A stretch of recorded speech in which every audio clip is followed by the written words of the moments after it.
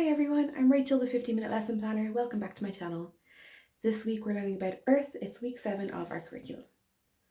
So there's a few changes on the channel this week. There will be an announcement video going up in a couple of days, so keep your eyes peeled for that. So I have 5 lessons for you this week, and it's the first week that I've included Ashter, and I will be backdating all the other lesson plans with an Ashter link. So if you're one of the international followers, you can click on the regular link you always do, and if you're an Irish preschool teacher, click on the link that says Ashter. So we focus on the earth and the fact that it's our home and what it's made of this week, and focusing on these things are going to help us bring home the importance of treating it nicely in later lessons, like recycling and the water cycle, things like that. Our first lesson this week is what is the earth made of? So we're going to have different colour Play-Dohs. We make the inner core from red Play-Doh, make a nice sphere, flatten out some orange Play-Doh, make the outer core, wrap it around the inner core.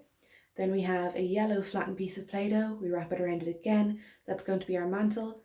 And then we have the blue Play-Doh, we wrap the blue Play-Doh around and we stick on some green Play-Doh for our continents, and that's our crust. If you have any children that are really interested in geography, you can go into tectonic plates and the other layers, but these are the basic ones that we're going to teach the preschoolers, and it's a really, really nice one. They can do it as a large one in a group.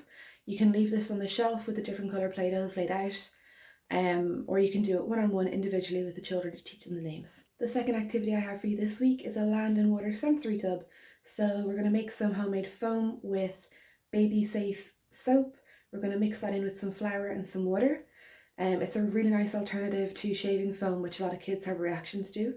So drop in a little bit of blue food colouring for water, a little bit of green food colouring in another bowl for land. Mix it all up and add the animals. You can leave this on the shelf for the children to do themselves, or you can do a lesson where you introduce each animal and get the children to play, guess where it goes, and they can guess which one it goes in. You can put it in the right ones. You can do that first and then later leave it on the shelf to play with either. Next up we have paper mache earths, which sounds messy and awful, but it's not. It's really, really fun.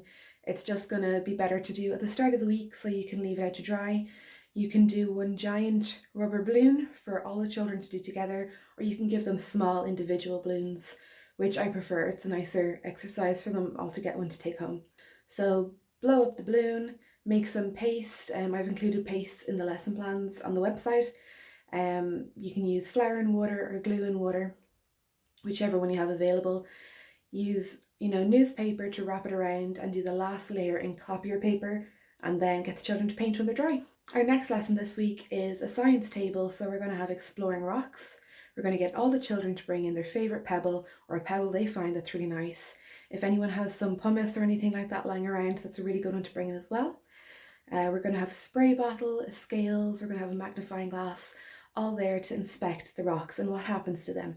We're going to have really nice language like heavy and light. Are they rough stones or smooth stones? Figure out what happens when they're wet. Do they change colours? What colours are they? For more advanced children, we can have where in the world this kind of rock comes from. You can have rock classification cards too. It's a really nice one to have all week, and everyone loves it, especially because they can bring in their own one to play. I mentioned pumice in the last lesson, and that's because our next lesson is sinking or floating using rocks and natural materials from the earth. And pumice is a really good one because it is a rock, but it floats. So if you have any of that lying around, it's great for this exercise. Yes, it's a simple one, but it's one the children love and you can do every single week. As I mentioned at the start of the video, I'm making some changes to the channel and what I have in the channel, and some really exciting things coming up. So don't forget to hit subscribe below, and I will post that in a few days for you. So if anyone has any feedback for me, please email me, message below, or send me a message on Facebook and let me know what you think. All right, talk to you later guys, bye.